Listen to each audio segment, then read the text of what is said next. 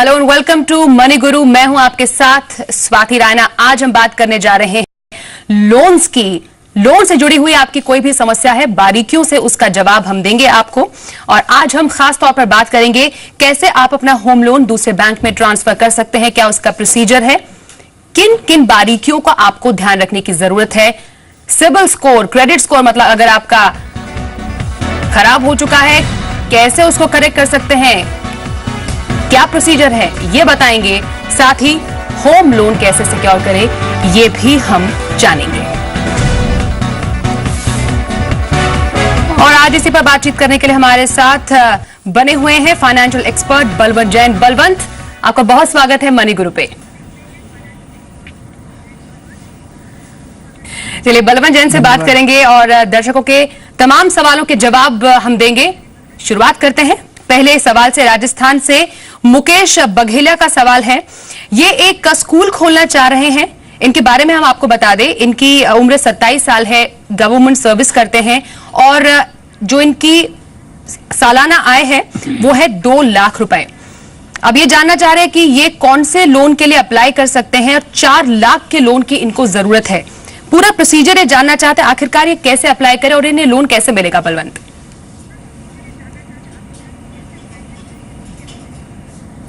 देखिए, ऐसा है कि मुकेश जी को जो लोन चाहिए एजुकेशनल इंस्टीट्यूशन, मतलब स्कूल शुरू करने के लिए, तो वैसे ICICI, oriental bank, bank of Baroda वगैरह लोन देते हैं। पर वो लोन, वो जो बैंक्स हैं वो एस्टैब्लिश्ड इंस्टीट्यूशन है, उनको ही देते हैं। और इतना जो 4 लाख का लोन चाहिए उतना छोटा लोन वो नॉर्मली नहीं देते हैं। वो उनका 25 लाख के आसपास लोन मिलता है। तो इनको लोन चाहिए तो ये इनका जहाँ पे बैंक अकाउंट है वहां अप्रोच कर सकते हैं। अगर उनके पास कोई स्कीम हो 4 लाख का लोन देने की तो वो ले सकते हैं। कोई जो उद्यमी का लोन रहता है, या अगर वो नहीं जम पाता है तो इनके पास कोई जो सिक्योरिटी वगैरह रखने को कोई कुछ हो तो उसके अगेंस्ट में बिजनेस लोन ले सकते हैं। जैसे अगर उनके पास में कोई घर वगैरह है या कोई फाइनेंशियल एसेट्स वगैरह है, उसको गिरवी रख के उसके सामने लोन ले सकते हैं।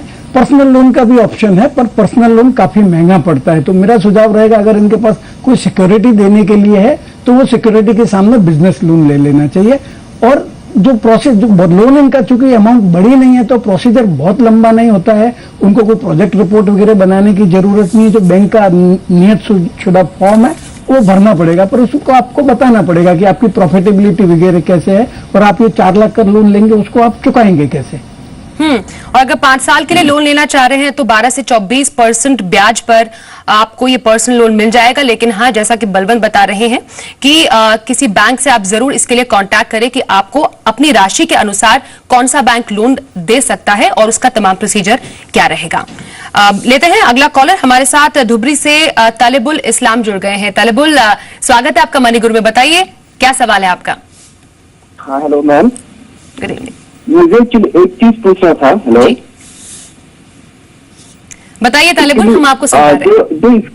जो स्कूल का मतलब गॉव एम्प्लॉय है, तो उन लोगों को मतलब स्टेट बैंक से मतलब लोन क्यों नहीं दिया जाता है? देता है लेकिन मतलब एसबीआई में मतलब बहुत कंडीशन है, तो लोन आसानी से नहीं मिलता है। बहुत करीब 10-20% लोगों को मिलता है, बाकी लोगों को लोन नहीं मिलता है। मतलब आप क्या करते हैं तालिबुल, बताएंगे। स्कूल का टीचर हूँ मैं। ओके, आपका जो सवाल हमारे पास था, आप पहले गुवाहाटी में जब जॉब करते थे आपने आईसीआईसीआई बैंक सेविंग अकाउंट खोला था 2 साल पहले, और अभी आप मेघालय में रह रहे हैं और परेशानी ये हो रही है शायद कि कैसे लोन ले आईसीआईसीआई बैंक से, ये आपको समझ में नहीं आ रहा है। हाँ, वो एक्चुअली मेरा मतलब पहला सवाल था। मैं आपको मतलब पूछने भूल गया। पहला सवाल था ये कि मतलब आईसीआईसीआई बैंक मतलब कैसे लोन ले। जैसे कि जब कुछ साल पहले मैं गुवाहाटी में था, जॉब का छोटा मोटा, तब मतलब अकाउंट खोला आईसीआईसीआई बैंक में। तो बाद में मतलब मैं वहां से मतलब मेरा घर का पास एक परमानेंट जॉब मिल गया। अभी वहाँ पे रहता हूँ, मतलब लाइक 250 किलोमीटर दूर है गुवाहाटी से जी। तो अभी मतलब वो बैंक में जाता हूँ तो लोन के लिए देखा तो वो लोग बोलते नहीं, आपको मतलब ये ब्रांच का आसपास होना पड़ेगा, नहीं तो लोन नहीं मिलेगा। ओके, और ब्रांच, नजदीकी ब्रांच आपकी धुबरी में पड़ती है, असम में? धुबरी में पड़ती है। हाँ, आपने उनसे कांटेक्ट किया? उन लोगों से कांटेक्ट नहीं किया। वो लोग बोलते हैं कि मेरा डिस्ट्रिक्ट जो है, मतलब जो मेरा स्टेट है वो मेघालय है एक्चुअली। ओके, तो यहाँ पर एक कंफ्यूजन है कि मेघालय में क्योंकि रहते हैं, धुबरी में उसका वो जो पूरा एरिया है उसमें नहीं आता है। अब परेशानी ये है कि आखिरकार लोन इन्हें मिलना है तो कैसे मिल सकता है। तालिबुल, बहुत क्विकली हम आपसे जानना चाह रहे हैं, आप टीचर हैं आप बता रहे थे, और उसके बारे में भी आपको जानना चाह रहे थे शुरुआत में जो आपने बताया था हमसे। हाँ, वो मेरा दूसरा सवाल था कि मतलब जो स्टेट बैंक है, स्टेट बैंक में तो लोन आसानी से नहीं मिलता टीचर लोगों को। ये देखा कि मेरा एरिया का जो बाकी जो एम्प्लॉय है, बाकी डिपार्टमेंट है, उन लोगों को आसानी से लोन मिल जाता है। लेकिन टीचर लोगों को मतलब वो लोग SBI मतलब वो लोग ज्यादा इम्पोर्टेंस नहीं देता है। मतलब लोन आप अपनी सैलरी बता सकते हैं हमें? 35 प्लस। 35 प्लस मतलब 35 से ऊपर है per annum. 35,000 okay, per month.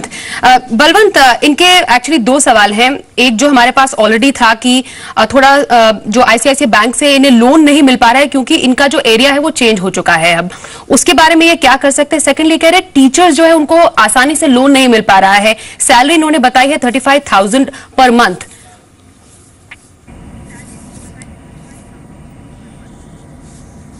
देखिए, ऐसा है कि ये बता रहे हैं कि पहले गुवाहाटी में थे और अभी ये मेघालय में शिफ्ट हो गए। तो जो कोई भी लेंडर है, अगर आपको लोन लेना है तो आप जहां काम करते हैं वहां की ब्रांच वाला ही आपको लोन देगा, क्योंकि वो ये मेघालय में रहते हैं तो गुवाहाटी वाला बैंक है वो लोन देने को कंफर्टेबल नहीं रहेगा, क्योंकि लॉजिस्टिक्स प्रॉब्लम भी होती है और कभी कभार रिकवरी से रिलेटेड भी इश्यू होते हैं, तो उनके लिए प्रॉब्लम हो जाती है। अभी जैसे अगर इनके आसपास में कोई बैंक है तो वहां अप्रोच कर सकते हैं, और ऐसा जरूरी नहीं कि आप ICICI से बैंक से लोन लो। आप जहां पे काम करते हैं, जहां पे आप पढ़ा, जो जिस टाउन में आप टीचर है, वहां की कोई बैंक है उसकी ब्रांच को अप्रोच करिए।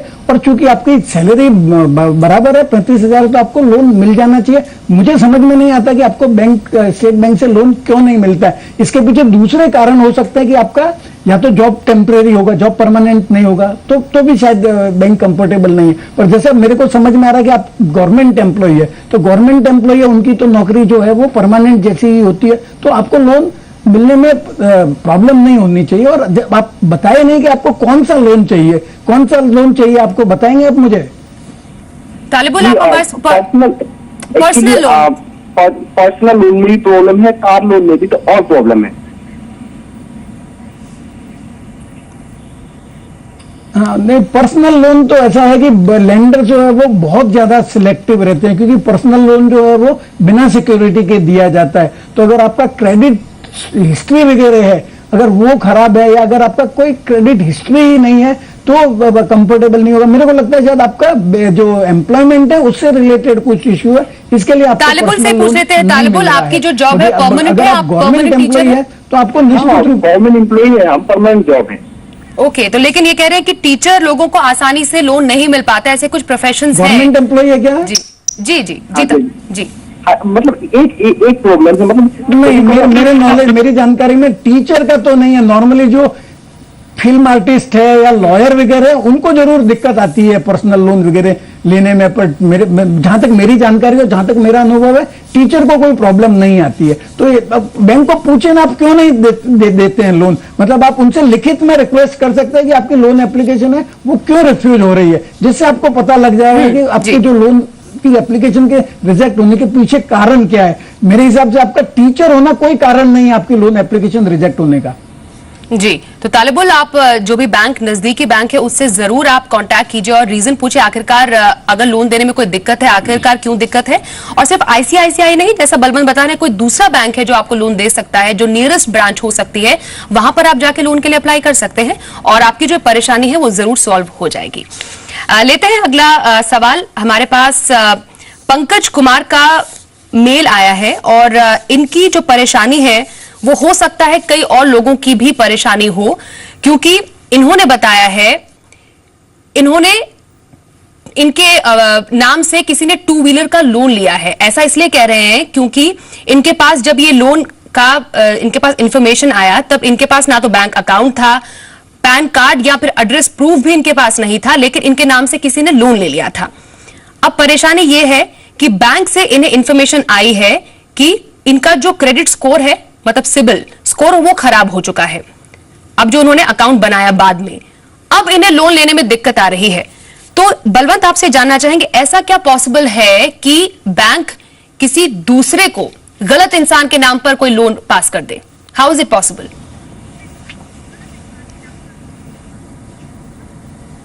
देखिए, ऐसा है, पंकज जी के केस में जो हुआ है वो कहीं ना कहीं कोई एंट्री की भूल होगी, क्योंकि बिना उसके आइडेंटिफिकेशन प्रूफ के, एड्रेस प्रूफ के किसी को कोई लोन नहीं दिया जाता। तो इनका पैन नंबर के बेसिस पे कोई दूसरा लोन ले लेगा वो संभव नहीं है। परंतु चूंकि इनको बैंक ने बताया कि आपके नाम से कोई 2 व्हीलर लोन चल रहा है और वो डिफॉल्ट हो गया, तो ये मामला एकदम सीरियस है। तो उनको एकदम सीरियसली इसको फॉलो करना चाहिए।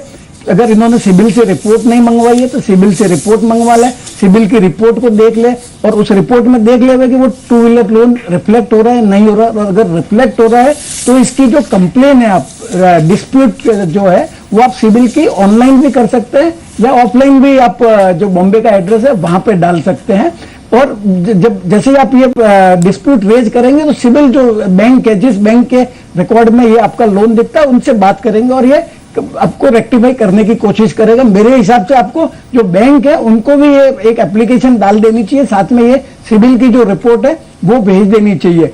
और मेरा जहां तक अनुभव है कि सिबिल, ये जो बैंक्स वगैरह वो इतना जल्दी इस पे एक्ट नहीं करते हैं, तो आपको परसिस्टेंटली उनको फॉलो करना पड़ेगा। और आपको फॉलो करना भी आपके हित में है, क्योंकि जब तक आपका ये जो एरर है वो करेक्ट नहीं होता तब तो आपको बैंकिंग इंस्टीट्यूशन, बैंकिंग सिस्टम से कोई भी क्रेडिट फैसिलिटी नहीं मिलेगी। तो मेरा कहना है, जब तक आपकी ये प्रॉब्लम रिजॉल्व नहीं होती है और जब तक आपका ये सिबिल रिपोर्ट में ये जो गलत एंट्री नहीं निकलती है, तब तक आप सिबिल के भी पीछे लगे रहिए और लेंडर के भी पीछे रहिए। और एक बार जब सिबिल आपको कंफर्म कर देता है कि आपका करेक्शन हो गया, तो मेरा सुझाव रहेगा कि एक बार फिर वापस आप सिबिल की रिपोर्ट मंगवा लीजिए, क्योंकि जो उसकी सिबिल रिपोर्ट मंगाने का तो 159 रुपए के आसपास ही खर्चा आता है, कोई ज्यादा महंगा भी नहीं है। और मेरे हिसाब, और बाकी दर्शकों को भी मैं सुझाव देना चाहूंगा कि जैसे आप अपना हेल्थ मेडिकल चेकअप करवाते हैं साल में एक बार, वैसे साल में एक बार, कम से कम 1-2 बार आपको अपना सिबिल का रिपोर्ट भी ले लेना चाहिए, जिससे आपको भविष्य में कभी कोई लोन वगैरह लेना हो तो आप प्रिपेयर रहेंगे।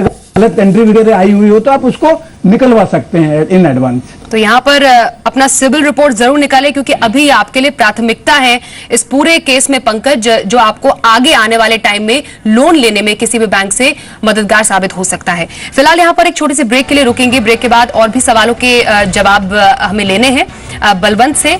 ब्रेक पर जाने से पहले आपको याद दिला दें, मनी गुरु में आप हमारे साथ जुड़ सकते हैं। हमारा ईमेल आईडी है moniguru@zmedia.slgroup.com। और भी आसान तरीका है हमें SMS करने का। टाइप कीजिए कर्ज KARZ, अपना सवाल हमें 57575 पर भेज दीजिए।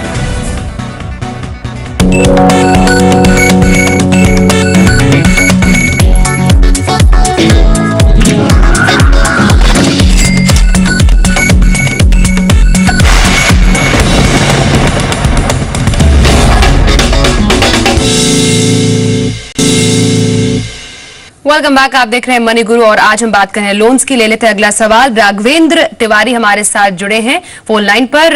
राघवेंद्र, वेलकम टू मनी गुरु, बताइए क्या है आपका सवाल? हाँ जी मैम, मैंने LIC HFL से 30,70,000 का लोन लिया हुआ था, तो 10% के इंटरेस्ट रेट पर। ओके। 3 साल के लिए फिक्स था ये और 20 साल का टेन्योर था। तो अभी ये मैंने इसे प्री पेमेंट करके 4 लाख के नियर अबाउट मैंने जमा करा दिए। तो अभी ये मेरा टेन्योर घट के 12 साल 8 महीने रह गया है और आउटस्टैंडिंग प्रिंसिपल बचा है 25,58,000 जी।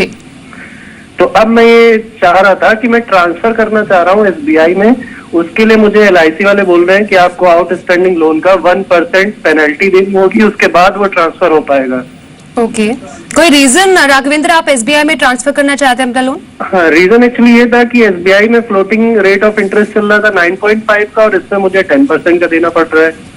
ओके।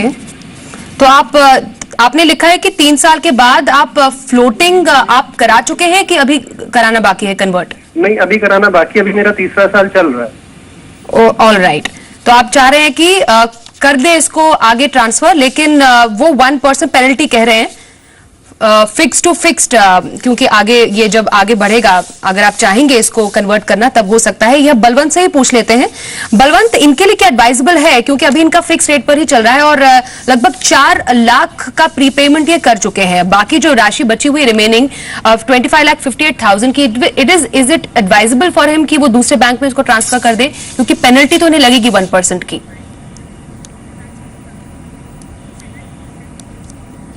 देखिए राघवेंद्र जी, ऐसा है कि जो आपने LIC हाउसिंग फाइनेंस से लोन लिया है वो रेगुलेट होती है नेशनल हाउसिंग बैंक से। तो नेशनल हाउसिंग बैंक ने इंस्ट्रक्शंस दिए हैं कि फ्लोटिंग रेट पे अगर कोई जो लोन है तो उस पर प्रीपेमेंट पेनल्टी नहीं लगेगी, पर जो आपका फिक्स रेट का जो लोन है उस पर जो लेंडर है वो प्रीपेमेंट पेनल्टी ले सकते हैं। क्योंकि आप बता रहे हैं कि आपका 3 साल के लिए इनिशियली फिक्स पीरियड था, पर आपका तीसरा साल चल रहा है, तो ज्यादा से ज्यादा 6-8 महीने बचे होंगे, इसके बाद आपका अपने आप फ्लोटिंग में शिफ्ट हो जाएगा।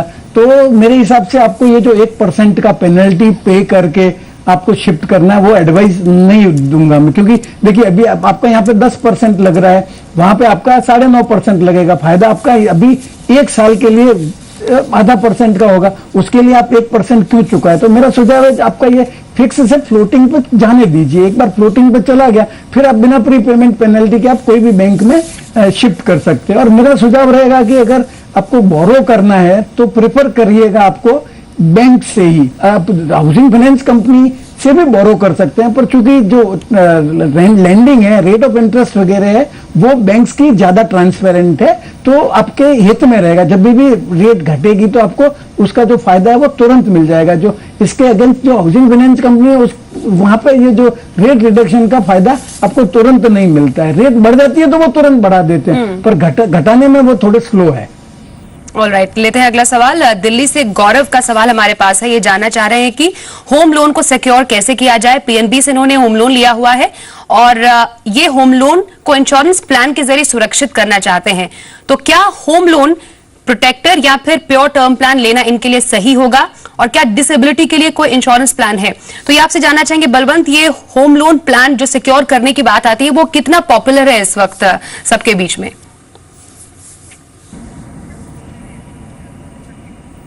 देखिए ऐसा है कि गौरव जी जो सोच रहे हैं कि जो इनका होम लोन है वो सिक्योर कर ले रहे, अपना जो कस्टमाइज इंश्योरेंस लेके, जो नॉर्मली टाइप रहता है इंश्योरेंस कंपनी का और होम लोन प्रोवाइडर का, तो वो करना अच्छी बात है। जो आपको जो लोन है वो सिक्योर करना अच्छी बात है, पर मेरा सुझाव रहेगा कि आप जो कस्टमाइज प्रोडक्ट है वो नहीं खरीदिए। आपकी जो होम लोन की अमाउंट है उसके बराबर का आप है ना ऑनलाइन टर्म प्लान खरीद लीजिए, वो कम से कम 30-35% आपको सस्ता मिलेगा।